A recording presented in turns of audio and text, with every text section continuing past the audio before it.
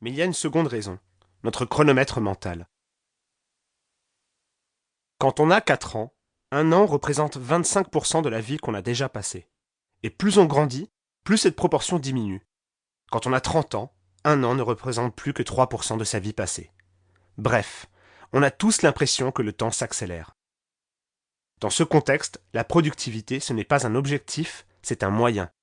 Un moyen pour passer le moins de temps possible sur des tâches rébarbatives et ennuyeuses, pour libérer du temps, pour faire ce qui nous rend vraiment heureux. En bref, pour ne pas passer à côté de sa vie. Partir à l'aventure au bout de la planète, refaire le monde pendant un dîner entre amis, rentrer plus tôt chez soi pour voir ses enfants grandir, bosser sur des projets qui nous passionnent vraiment.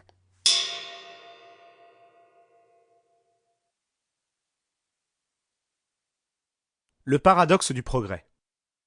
Si vous viviez il y a 3 siècles pour acheter assez de bougies pour vous éclairer pendant l'écoute de ce livre, il vous aurait fallu travailler pendant 6 heures.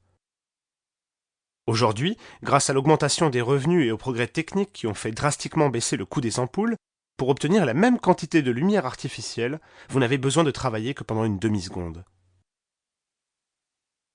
Depuis le début de la révolution industrielle, la productivité a énormément augmenté dans presque tous les secteurs économiques. Résultat, le nombre d'heures travaillées par personne a très largement diminué sur la période, malgré l'augmentation énorme de notre niveau de vie. Chez les ouvriers, le constat est sans appel.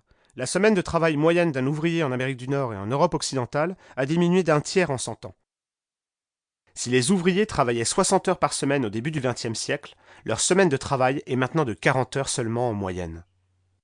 En 1930, l'économiste Keynes prédisait même qu'au XXIe siècle, avec les gains de productivité qui allaient arriver, nous n'aurions besoin de travailler que 15 heures par semaine.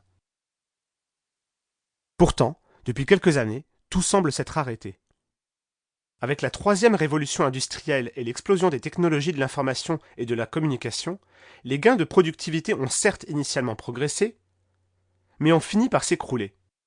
Entre 2010 et 2016, la productivité en Amérique du Nord et en Europe occidentale a progressé de seulement 0,5% par an, un record historiquement bas.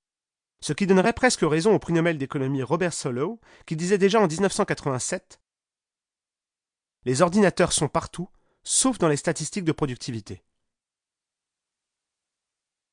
Les horaires de travail ne diminuent plus, bien au contraire.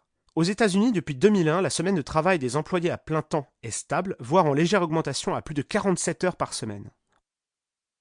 En France, la semaine de travail des cadres a même augmenté, en passant de 42,6 à 44,1 heures par semaine entre 2003 et 2011. Le temps des déjeuners à rallonge avec ses collègues est révolu. On entend en permanence les cadres dire qu'ils sont sous l'eau. On voit ses amis rester tard au bureau, bosser le week-end, et le burn-out est entré dans notre vocabulaire de tous les jours. Les cols blancs sont devenus les nouveaux cols bleus. Pourquoi les machines ont-elles permis aux ouvriers de travailler moins, alors que les nouvelles technologies n'ont pas eu le même effet sur le temps de travail des cadres? La question est légitime. Alors qu'avant on ne pouvait compter que sur son papier et son stylo, on dispose aujourd'hui d'énormément d'outils numériques pour accélérer son quotidien, traiter des informations et automatiser des tâches. Une des raisons principales, nos nouvelles méthodes de travail nuisent à notre efficacité. On perd trop de temps en réunion. On se laisse interrompre en permanence en open space. On passe sans cesse d'une tâche à l'autre sur son ordinateur ou son smartphone.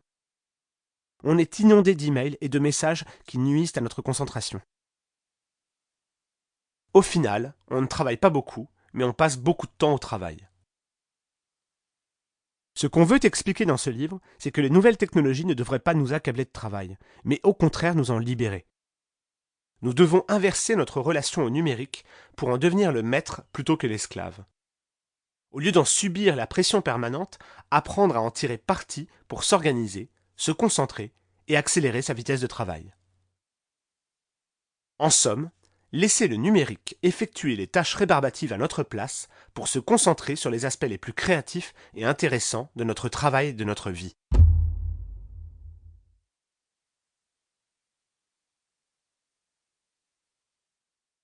Heureux seront les paresseux. Réussir à devenir productif, c'est avant tout une question d'état d'esprit, qui peut se résumer en un mot. Il faut apprendre à devenir paresseux.